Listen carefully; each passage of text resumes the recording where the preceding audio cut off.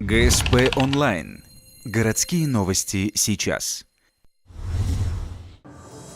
Воскресенье, 10:00. Детский парк. Стартовал полумарафон по легкой атлетике, приуроченный ко Дню нефтяной и газовой промышленности. Несмотря на холодную погоду, принять участие в забеге зарегистрировалось около 180 атлетов. Среди них есть и спортсмены, и простые горожане, решившие проверить свои силы на выносливость. У нас сегодня участвует 17 возрастных групп и дистанции. Кто бежит 3 километра, кто бежит 10 километров, кто бежит 10 километров. Почему 17 групп? Нельзя сравнивать маленького со взрослым, потому что у каждого своя подготовленность, своя возрастная категория, и они должны бороться только в своих возрастных категориях. Ну а самые сильные бегут дистанцию: у мужчин 21, у женщин 10 километров.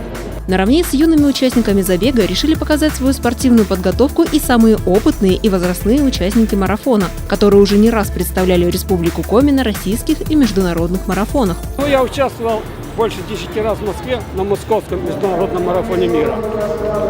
И был призак там, 3-м, 4-м был. И полный марафон 2 раза бежал, 42 километра. Легкоатлетические марафоны в Ухте проводят уже более 24 лет, и количество участников год от года только растет. Раньше марафонцы стартовали в поселке Водном, а финишировали в Ухте.